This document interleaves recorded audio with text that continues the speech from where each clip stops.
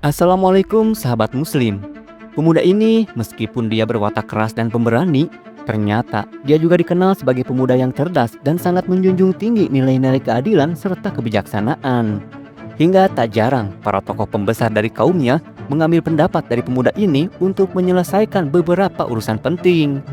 Dan inilah Umar bin Khattab, seorang pemuda yang selalu diandalkan oleh para pembesar Quraisy dalam upaya memerangi dakwah Nabi. ابدأوا ببيوت تؤذيهم وتحبسهم. Kira-kira seperti apakah kehidupan Umar bin Khattab sebelum dia memeluk agama Islam? Oke sob, kita mulai kisahnya dengan membaca kalimat basmalah. Bismillahirrahmanirrahim. Dengan berlatar di masa 6 tahun sebelum diutusnya Nabi, kisah pun dimulai dengan memperlihatkan seorang pemuda yang sedang mengurus seekor unta.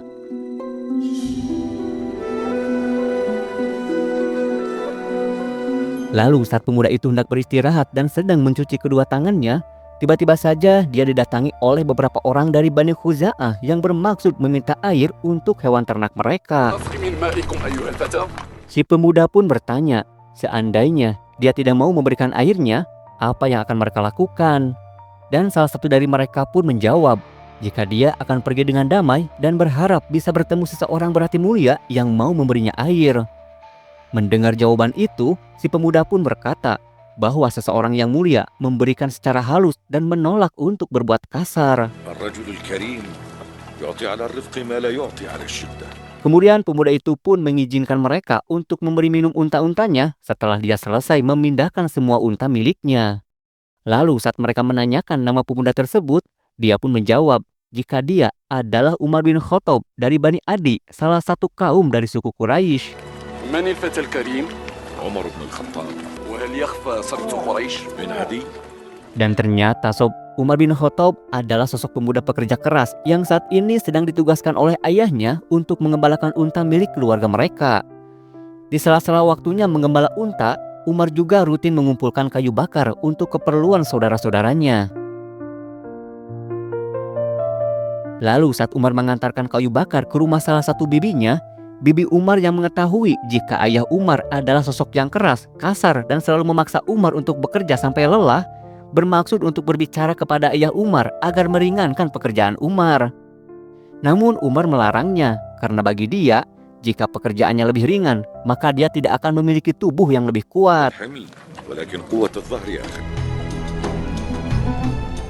Setibanya di rumah, ayah Umar yang bernama Khattab bin Nufail memarahi Umar karena dia malah pulang ke rumah dengan meninggalkan semua untanya di lembah Manjanan. Kemudian Umar pun menjawab jika dia hanya pulang sebentar untuk sekedar makan dan beristirahat sejenak. Namun ayah Umar yang lebih mementingkan untanya dibanding keselamatan anaknya, menyuruh Umar untuk segera kembali ke lembah karena takut jika unta-untanya akan dicuri. Umar pun mencoba meyakinkan ayahnya jika tidak akan ada yang berani mencuri unta-untanya karena telah ditandai dengan nama Khattab yang merupakan salah satu kaum dari suku Quraisy. Namun bagi ayah Umar, itu bukanlah sebuah jaminan karena meskipun mereka bagian dari suku Quraisy, tetapi derajat kaum mereka tidaklah setinggi kaum Abdi Syam, kaum Bani Mazum, atau kaum Bani Hasim yang derajatnya lebih tinggi karena kekayaan dan perdagangan mereka. Mendengar itu, Umar pun meminta izin kepada ayahnya untuk menjadi pedagang demi bisa menaikkan status kaumnya. Namun sang ayah yang enggan memberi modal untuk Umar berdagang malah memarahi Umar dan memaksa Umar untuk segera kembali ke lembah dan kembali menjaga unta-unta miliknya. Mendengar perdebatan itu, kakak Umar yang bernama Zaid bin Khattab meminta ayahnya untuk membiarkan agar Umar beristirahat malam ini. Dan dirinya akan menggantikan tugas Umar untuk menjaga semua unta di lembah Manjanan.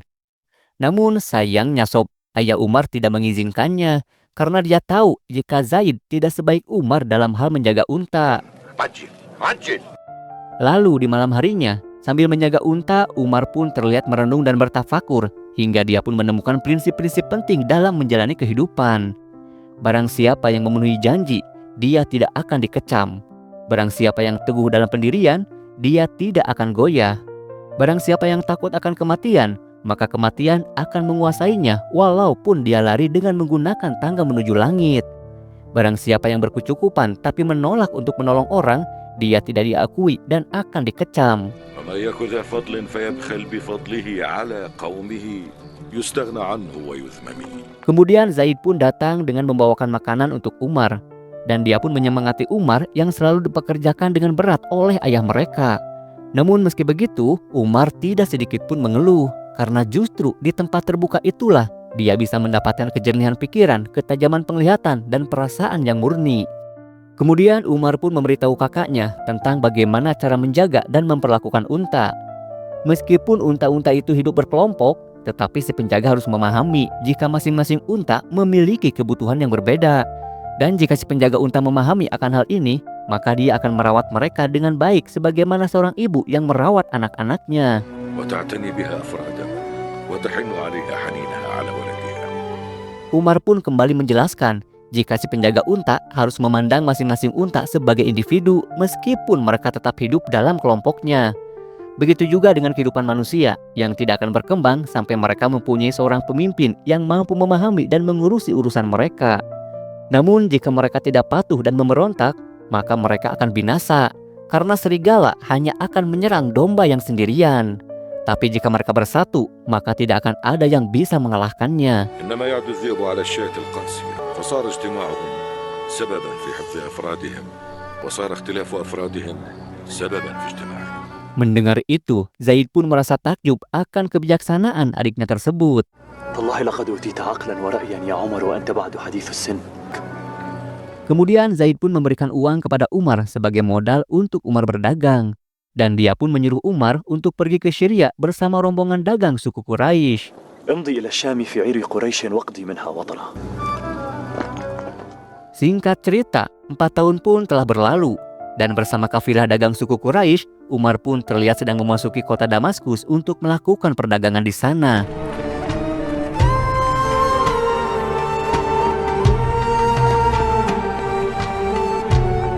Setibanya di sana, Umar pun disambut oleh salah satu pedagang besar yang hendak mengajak Umar untuk berbisnis bersama. لك أن تجمع لي غرض الذي أسميه لك منك ومن أصحابك فتحكره علي. Ternyata pedagang besar itu meminta Umar untuk menjual semua barang dagangan milik Umar dan juga kapilahnya hanya kepada dia saja.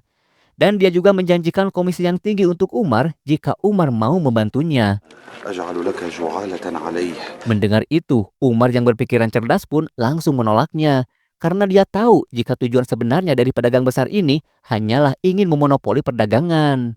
Dia sengaja menimbun semua barang agar dia bisa mengatur harga seenaknya. Dan tentu saja itu akan merugikan banyak pihak. فإذا حكرت البضاعة غلوت كما تشاء وسمت ما شئت من الثمن. Umar yang memegang teguh nilai-nilai kejujuran pun menasihati si pedagang itu dengan mengatakan, jika ketidakadilan adalah buah dari kejahatan. Jika engkau ingin diperlakukan adil, maka berlaku adillah kepada semua orang.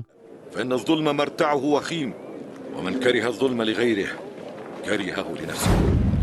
Singkat cerita, 1 tahun kemudian Umar beserta kafilah Quraisy pun telah kembali ke Mekah. Dan kini Umar terlihat sedang berjalan bersama teman-temannya yang salah satunya adalah putra dari pembesar Quraisy yaitu Sofwan, putranya Umayyah dari Bani Jam'i. إنما غلى الذهب بندرته. Dengan mengandalkan nama besar ayahnya, Sofwan pun membantu seorang perempuan cantik yang sedang menawar barang dengan menyuruh si pedagang untuk menjual barang yang diinginkan perempuan itu dengan harga yang murah. حاجتها بالثمن الذي ترضى به. Sementara itu di tempat lain, terdapat seorang Yahudi yang sedang bertikai dengan seorang pembeli. بك يا أخا قريظة. Lalu saat salah satu pembesar Quraisy yaitu Suhail bin Amr menghampiri mereka, Yahudi ini pun mengutarakan masalahnya jika si pembeli tidak mau melunasi sisa pembayarannya. Si pembeli pun mengatakan jika alasan dia tidak mau melunasi pembayaran adalah karena dia merasa telah dicurangi. Barang yang dia beli dari orang Yahudi itu ternyata kualitasnya sangat buruk, tidak seperti yang dijanjikan. واليوم يجحدني حقي ولكني حين خسرت به خسارة عظمى فجعل خيرها أعلاها وما دون ذلك فاسد رديء لا يصلح لغير البهائم. Kemudian Suhail bin Amr pun menyelesaikan pertikaian mereka dengan membayar kerugian orang Yahudi dan membebaskan si pembeli dari utangnya. اقضي لأخي قريظة ما عجز غريمه عن أدائه. Namun setelah semuanya selesai, entah kenapa orang Yahudi itu malah mengatakan tentang kedatangan seseorang yang telah dijanjikan yang akan menghancurkan mereka semua seperti kehancuran yang dialami kaum Ad dulu. قتلناكم به قتل عاد Umar yang kebetulan lewat di sana pun menjelaskan kepada teman-temannya jika maksud perkataan orang Yahudi terkait kedatangan orang yang dijanjikan adalah tentang kedatangan seorang nabi yang mereka yakini akan menghancurkan semua musuh kaum Yahudi. نبي يظهر فيهم ويعتقدون أنهم يغلبون به الناس. Sementara itu di tempat lain, salah seorang pemimpin utama suku Quraisy yang bernama Abu Sufyan terlihat sedang menikmati arena pertarungan gulat.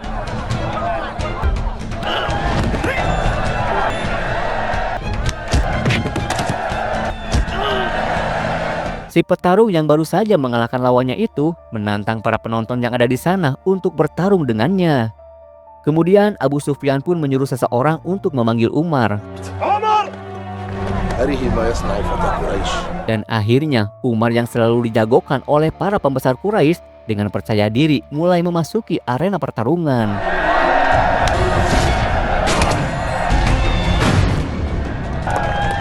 Setelah Umar berhasil mengalahkan lawannya, dengan bangganya Sob Abu Sufyan pun mengatakan jika ketangkasan Umar dalam bertarung dan kepandaiannya dalam berdiplomasi membuktikan jika Tuhan telah memuliakan suku Quraisy. Lalu pada suatu malam, turunlah 5 ayat pertama, yaitu Quran Surat Al-Alaq ayat 1-5. Bismillahirrahmanirrahim. Iqra bismi rabbikal ladzi khalaq. Khalaqal insana min 'alaq. Iqra wa rabbukal akram. Alladzi 'allama bil qalam. 'Allamal insana ma lam ya'lam. Shadaqallahul 'azim. Dan setelahnya, terlihatlah seorang anak yaitu Ali bin Abi Thalib yang sedang menjemput seorang ahli kitab yang memahami Taurat dan Injil dan merupakan pamannya Siti Khadijah yang bernama Waraqah bin Naufal. Setelah bertemu dengan Nabi Muhammad, Waraqah bin Naufal pun mengatakan jika sosok yang telah menemui Nabi Muhammad adalah seorang malaikat yang sama yang diutus kepada Nabi Musa sebelumnya. Waraqah bin Naufal pun mengetahui jika setelah ini Nabi Muhammad akan diusir oleh kaumnya sendiri karena siapa saja yang datang dengan pesan yang sama akan dimusuhi. Dan seandainya dia masih hidup saat pengusiran itu terjadi, dia akan memberi dukungan yang kuat kepada Nabi Muhammad. Ya ibn akhi, ilzam ibn ammik, fa innahu al-haqqu min rabbis samawati wal ard.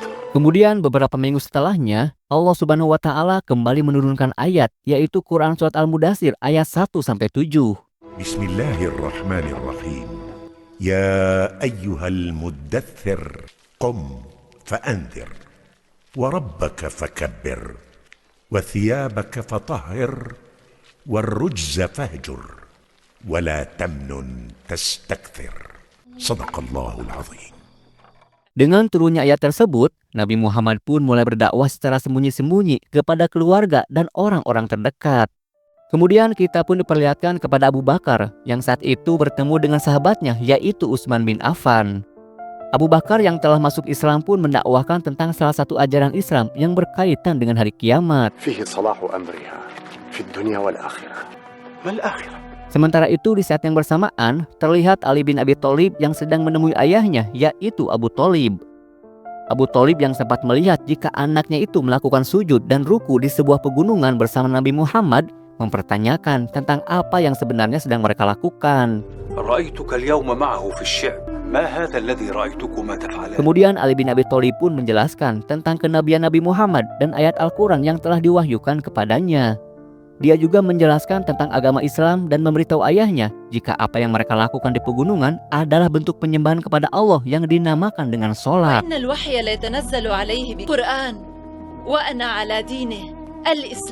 Sementara itu di tempat lain, kita pun diperlihatkan kepada Umar yang sedang berkunjung ke rumah salah satu tokoh Quraisy yaitu Abu Hakam atau dikenal juga sebagai Abu Jahal yang merupakan salah satu paman dari Nabi Muhammad. Umar pun melaporkan tentang adanya desas-desus terkait agama baru yang dibawa oleh Nabi Muhammad. Mendengar itu, Abu Hakam pun tidak terlalu mempedulikannya karena selama ini Nabi Muhammad menjalankan agamanya secara sembunyi-sembunyi. Namun jika Nabi Muhammad mulai berani terang-terangan dalam menjalankan agamanya, maka Abu Hakam pun akan mulai bertindak tegas. Kemudian datanglah seorang perempuan bernama Sumayyah yang bertugas untuk melayani keluarga Abu Hakam. وأنتم كذلك يا سيدي كذلك ونحن مواليكم وتبع لكم. Singkat cerita, 3 tahun pun telah berlalu dan pengikut Nabi Muhammad pun sedikit demi sedikit mulai bertambah. Hingga pada suatu hari, Abu Sufyan yang sedang berjalan bersama beberapa pengikutnya dibuat emosi saat melihat beberapa sahabat Nabi yang sedang melakukan sholat di atas perbukitan. Seketika itu, Abu Sufyan pun memarahi mereka hingga keributan pun terjadi.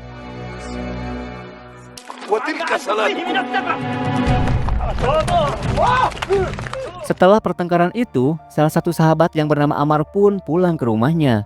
Dan ternyata Ammar adalah anak dari Sumayyah, perempuan yang bekerja di rumah Abu Hakam. Mengetahui jika anaknya telah berurusan dengan Abu Sufyan, ayah Ammar yang bernama Yasir terlihat cemas dan ketakutan. Begitu juga dengan Sumayyah. Dan demi menenangkan kedua orang tuanya itu, Ammar pun membacakan Quran surat Ad-Duha. A'udzu billahi minasyaitonir rajim. Bismillahirrahmanirrahim. Wad-duha wal-laili idza saja. Ma wadda'aka rabbuka wa ma qala. وللآخرة خير لك من الأولى ولسوف يعطيك ربك فترضى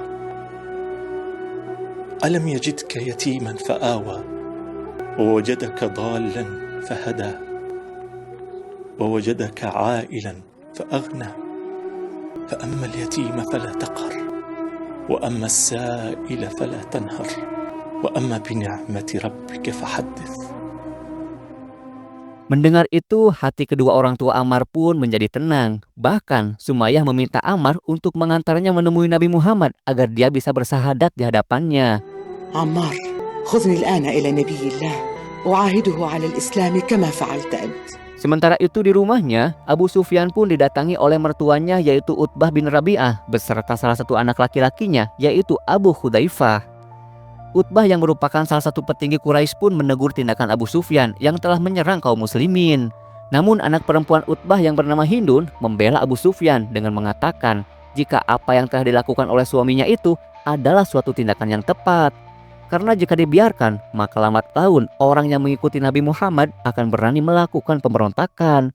Terlebih saat ini, beberapa orang paling berpengaruh di Mekah seperti Abu Bakar, Utsman bin Affan, Abdurrahman bin Auf, dan beberapa orang lainnya sudah menjadi pengikut Nabi Muhammad. Dan perdebatan pun terjadi saat Abu Hudzaifah yang tidak setuju dengan tindak kekerasan mengatakan jika siapapun berhak mengikuti dan menyembah apa yang dia yakini tanpa mendapat gangguan dari siapapun. Akhirnya Utbah pun menengahi perdebatan mereka dengan mengatakan bahwa mereka harus tetap menjaga persaudaraan di antara suku Quraisy meskipun mereka berbeda keyakinan. Namun jika pergerakan Nabi Muhammad dirasa sudah melewati batas dan menjadi penyebab perpecahan di antara suku Quraisy, maka Utbah akan mengumpulkan semua suku Quraisy untuk memberi tindakan tegas kepada Nabi Muhammad dan para pengikutnya.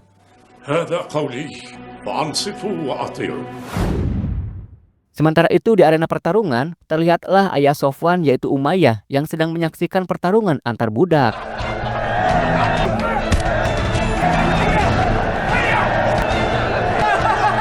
Lalu saat budak terkuat yang bernama Wahsy berhasil memenangkan pertarungan, Umayyah pun menyuruh salah satu budaknya yaitu Bilal untuk melawan Wahsy di dalam arena. Bilal, arina kaifa taf'al. Umar yang sedang ada di sana pun mengatakan jika ini bukanlah pertarungan yang seimbang.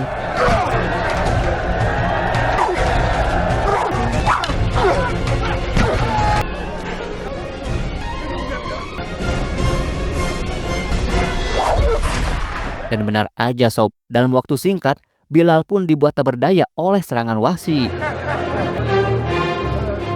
Singkat cerita, beberapa waktu kemudian turunlah Quran surat Asy-Syu'ara ayat 214 dan 215. Bismillahirrahmanirrahim.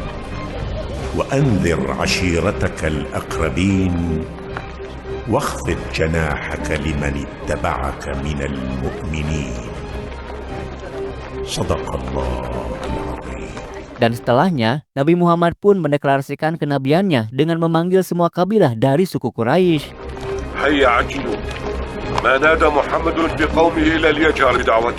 Kemudian Abu Thalib pun menyampaikan apa yang sebelumnya telah disampaikan oleh Nabi Muhammad. Abu Thalib pun bertanya kepada mereka, menurut kalian, Kalau Muhammad berkata bahwa ada pasukan berkuda dari lemah di kaki gunung sana yang hendak menyerang kalian, apakah kalian mempercayainya? Mereka pun menjawab, tentu saja, karena kami tidak pernah sekalipun mendapati Muhammad berdusta. Kemudian Abu Thalib pun mengatakan, jika Muhammad telah berkata bahwa dirinya adalah nabi yang telah menerima wahyu, maka ikutilah seruannya, menyembahlah hanya kepada Allah Tuhan yang satu, dan terimalah jika Muhammad adalah utusan Allah.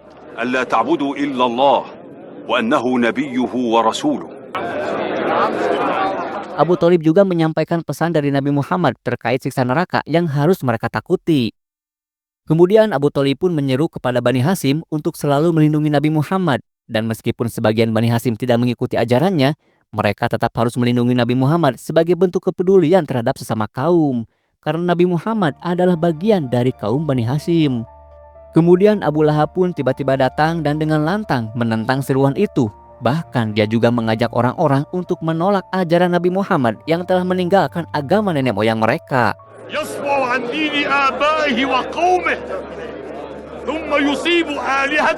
Abu Thalib pun memberi mereka pilihan, apakah setuju untuk melindungi Nabi Muhammad atau setuju dengan Abu Lahab.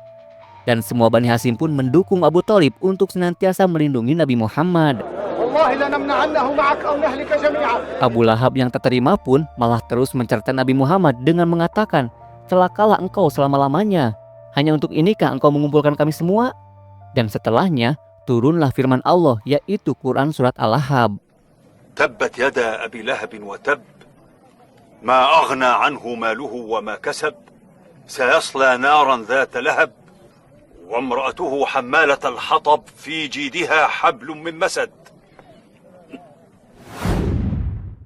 Kemudian terlihatlah Umar yang hendak mendatangi perkumpulan para pembesar Quraisy, di mana saat itu teman-teman Umar seperti Safwan, Amr bin As, Khalid bin Walid, dan yang lainnya hanya menunggu di luar ruangan saja.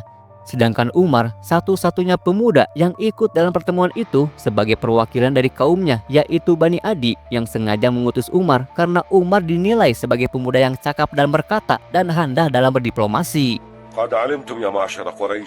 Dalam pertemuan itu, Abu Hakam pun mengutarakan kekhawatirannya terkait agama baru yang dibawa oleh Nabi Muhammad. Terlebih saat ini, Nabi Muhammad telah berani mendeklarasikan agamanya secara terang-terangan kepada penduduk Mekah.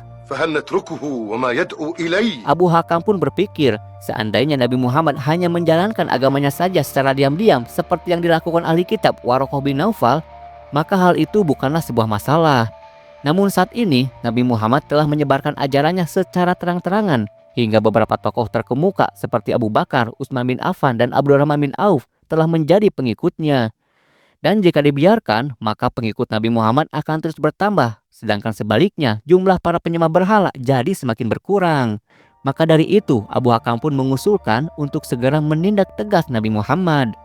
Namun Umar berpendapat, jika hal itu dilakukan, justru akan terjadi kekacauan dan perpecahan di antara suku Quraisy. Terlebih saat ini, Nabi Muhammad ada dalam perlindungan Bani Hashim. Maka dari itu, untuk menghindari konflik, Umar pun mengusulkan agar meminta pamannya yaitu Abu Thalib untuk membujuk Nabi Muhammad agar menghentikan pergerakan dakwahnya.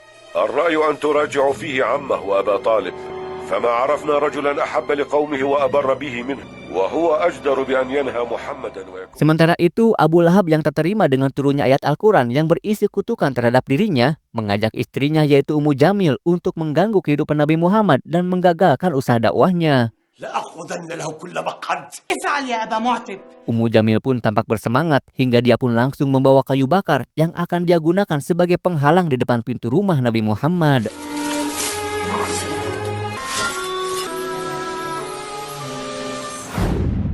Sementara itu di atas perbukitan, Abu Bakar pun terlihat sedang menasihati para sahabat agar tetap bersabar dalam menghadapi perlakuan buruk dari para kafir Quraisy. Bahkan Abu Bakar juga mengingatkan para sahabat agar menghilangkan kebencian terhadap mereka dan berusaha untuk membalas perlakuan buruk dengan perbuatan baik. Kemudian para tetua suku Quraisy pun bertemu dengan Abu Thalib dan memaksanya agar mau menyerahkan Nabi Muhammad. Karena jika tidak, mereka akan bertindak tegas dengan memerangi kaum Bani Hashim yang saat ini sedang melindungi Nabi Muhammad. حتى تكفه عنه أو ننازله وإياك في ذلك. Sementara itu, Umar yang melihat sikap para tetua Quraisy pun tampak kecewa dengan keputusan mereka. Karena sebelumnya, Umar justru mengusulkan untuk membujuk Abu Thalib secara halus, bukan malah bertindak kasar, apalagi dengan menggunakan ancaman untuk berperang. Ternyata sob, selama ini Umar sangat peduli dengan kedamaian dan persatuan suku Quraisy. Sehingga upayanya untuk menghentikan dakwah Nabi bukan berdasar pada kebencian terhadap Nabi Muhammad, melainkan demi untuk menjaga persatuan suku Quraisy yang saat ini mulai berpecah belah dan jadi bermusuhan semenjak Nabi Muhammad mendakwahkan ajaran Islam.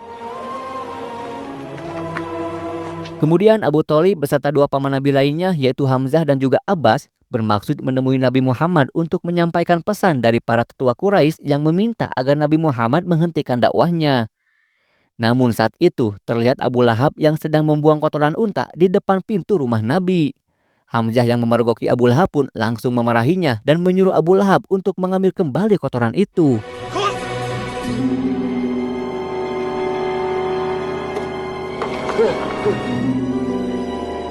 Kemudian Hamzah pun menanyakan tentang ayat Al-Quran yang mengutuk Abu Lahab. تلا محمد فيه تبت يدا أبي لهب وتب ما أغنى عنه ماله وما كسب سيصلى نارا ذات لهب وامرأته حمالة الحطب في جيدها حبل من مسد. Setelah Abu Thalib selesai membacakan surat Al-Lahab, Hamzah yang sebenarnya masih meragukan tentang ajaran Islam pun tertawa saat mendengar nama Abu Lahab ada dalam wahyu Tuhan.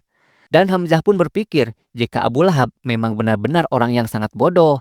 Karena sebenarnya dengan adanya ayat itu sangatlah mudah bagi Abu Lahab untuk bisa menggagalkan dakwah Nabi Muhammad. Bukankah ayat tersebut menyatakan jika Abu Lahab akan masuk neraka? Lalu bagaimana jika Abu Lahab malah beriman dan justru masuk Islam? Maka bisa dipastikan kebenaran ayat Al-Quran jadi diragukan. Yang perlu dia lakukan hanya tinggal masuk Islam saja dan bersaksi jika Nabi Muhammad adalah utusan Tuhan. Dan jika itu dia lakukan, maka semua yang dikatakan Nabi termasuk semua wahyu yang diterima Nabi akan dianggap sebagai kebohongan. Namun dengan semakin kerasnya Abu Lahab memusuhi Nabi Muhammad, justru hal itu semakin menguatkan kebenaran dari Al-Quran. إلا أنه أحمق الناس أو أن محمدا مؤيد بالوحي حقا. Kemudian Abu Thalib pun menemui Nabi Muhammad dan menyampaikan permintaan dari para tetua suku Quraisy. Namun Nabi Muhammad mengatakan, seandainya mereka memberiku matahari di tangan kanan dan bulan di tangan kiri, aku tidak akan pernah meninggalkan dakwah Islam. Mendengar itu, Abu Thalib pun mendukung semua keputusan Nabi dan akan selalu melindungi Nabi. فاذهب يا ابن أخي فوالله لا أسلمك لشيء. Kemudian para pembesar suku Quraisy pun kembali bermusyawarah terkait sikap Abu Thalib yang tetap melindungi Nabi bahkan mendukung dakwah Nabi. أن أبا طالب لن يخلي بيننا وبين ابن أخي. Abu Hakam pun mengusulkan jika sudah saatnya untuk mulai bertindak tegas dengan memaksa Bani Hashim agar mau menyerahkan Nabi Muhammad. Dan jika mereka menolak, maka seluruh kaum akan memerangi Bani Hashim. Mendengar itu, Umar pun langsung menolaknya. Karena dia berpikir hal itu justru akan membuat bangsa Arab semakin pro kepada Nabi Muhammad dan juga Bani Hashim. ما تزال معكم على خلاف محمد. Umar pun menjelaskan jika sampai saat ini Abu Thalib, Hamzah dan juga Abbas belum menyatakan keislamannya. Namun mereka tetap saja melindungi Nabi. Hal itu disebabkan karena mereka memegang teguh norma integritas yang sudah menjadi tradisi bangsa Arab, di mana setiap kaum mempunyai kewajiban untuk melindungi sesama kaumnya. فمن لا يمنع ولده لا يمنع جاره وذاك مذهبكم أنتم يا معشر قريش. Umar juga mengingatkan mereka jika Bani Hashim adalah bagian dari suku Quraisy. Maka ketika mereka memerangi Bani Hashim, justru mereka sendirilah yang telah melanggar norma integritas tersebut. Hingga akhirnya bangsa Arab pun akan mengecam tindakan mereka dan berbalik mendukung Nabi Muhammad dan juga Bani Hashim. فلا يعير بنو هاشم بمثلبة إلا عيرتم بها جميعا. Maka Umar pun mengusulkan untuk tidak memusuhi Bani Hashim apalagi memutuskan kekerabatan dengan mereka. فتحملهم الحمية على الدخول في دين محمد. Mendengar itu, Utbah bin Rabi'ah pun setuju bahkan memuji pendapat Umar tersebut. Dan karena selama ini mereka hanya berdiskusi melalui perantaraan Abu Thalib saja, maka Utbah pun mengusulkan untuk berdiskusi atau bahkan berdebat langsung dengan Nabi Muhammad. من لها إذن لا لا ورب الكعبة. وأنت يا عمر ما جعلتك قريش سفيرها والمنافر عنها؟ أقلني يا أبا الوليد. Namun Umar yang tidak ingin melangkahi para tetua pun menolaknya dan mengusulkan untuk menyerahkan tugas ini kepada tokoh tertua yang ada di sana, yaitu Abu Abdisham yang merupakan ayah dari Khalid bin Walid. أصابوها برأس أبيك. Lalu tiba-tiba saja mereka pun dikejutkan dengan kehebohan yang terjadi di luar ruangan, di mana Abu Hudzaifah yang merupakan anak dari Utbah bin Rabi'ah secara terang-terangan mengumumkan jika dirinya telah membebaskan budak yang dia miliki, yaitu budak bernama Salim. Bahkan Abu Hudzaifah juga menegaskan jika dia telah mengangkat Salim sebagai anaknya sendiri. سالم ابن أبي حذيفة وجعلته ولدا. Mendengar itu, semua pembesar Quraisy pun terlihat geram, terutama ayahnya yaitu Utbah bin Rabi'ah. Namun berbeda dengan Bilal yang terlihat bahagia dengan kebebasan Salim. Singkat cerita, para pembesar Quraisy pun kembali bermusyawarah, di mana Abu Abdisham yang sebelumnya sempat bertemu dan berdebat dengan Nabi Muhammad mengatakan jika Nabi Muhammad tidak akan menghentikan dakwahnya sekalipun dia harus mati dalam keadaan berdakwah. Mendengar itu, mereka pun terlihat cemas dan juga khawatir. Terlebih saat ini sudah masuk musim ibadah haji, di mana bangsa Arab akan mulai berdatangan ke Mekah.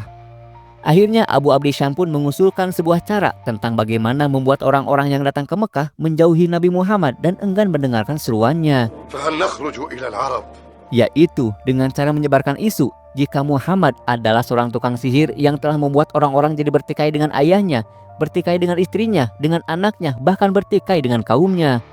Dan itulah satu-satunya cara yang bisa membuat bangsa Arab jadi menjauhi Nabi Muhammad dan enggan untuk mendengarkan seruannya.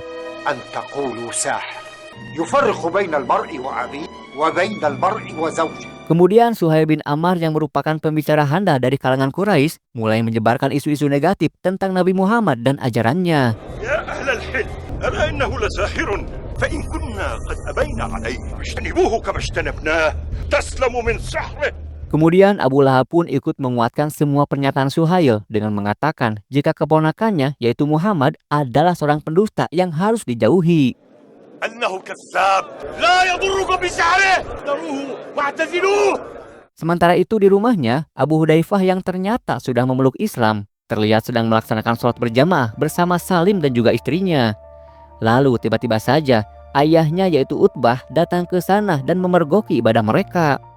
Tentu saja Utbah yang tak terima jika anaknya telah masuk Islam langsung marah hingga perdebatan di antara mereka pun terjadi. إلى دين أبيك وقومك. بأصنام تصنعونها والمختلق بأيديكم خالقة ارحموا كما تحبون أن أرحمكم. Kemudian datanglah Suhail bersama Abu Sufyan dan juga Hindun yang ikut memarahi Abu Hudzaifah hingga perdebatan di antara mereka pun semakin memanas. أيها لا تبقين في ذمته وقد أنا على دينه يا أبتي.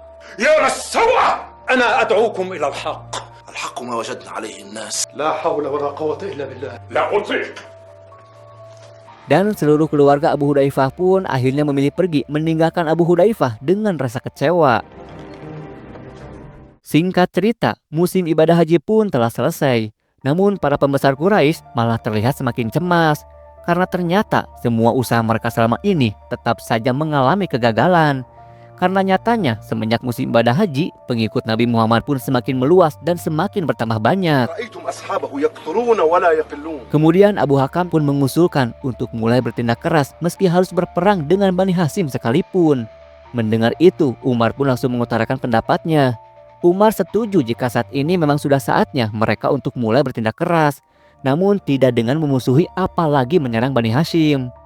Dan karena semua permasalahan ini terletak pada Nabi Muhammad beserta pengikutnya yang berasal dari setiap kaum yang berbeda, maka Umar pun mengusulkan agar setiap pemimpin dari masing-masing kaum memberi tindakan keras kepada setiap muslim yang berasal dari kaumnya. Baik itu dengan memenjarakan mereka, memukul, mencambuk, dan berbagai siksaan lainnya sampai orang-orang itu kembali kepada agama nenek moyangnya, yaitu penyembahan berhala.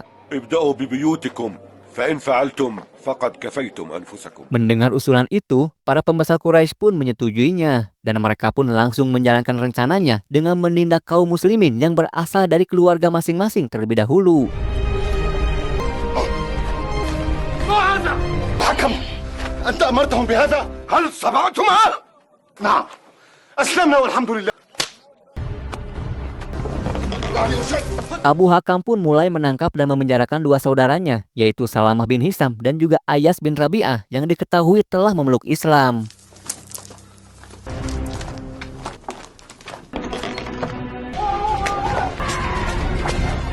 Dan semenjak itulah mereka pun mulai gencar menyiksa kaum muslimin dengan berbagai siksaan yang keji. Kira-kira sob, seperti apakah kekejaman para kafir Quraisy dalam menyiksa kaum muslimin? Dan apakah Umar bin Khattab akan melakukan tindakan yang sama, yaitu ikut menyiksa kaum muslimin yang berasal dari kaumnya, yaitu kaum Bani Adi? Oke sob, kita lanjutkan kisah ini di video berikutnya.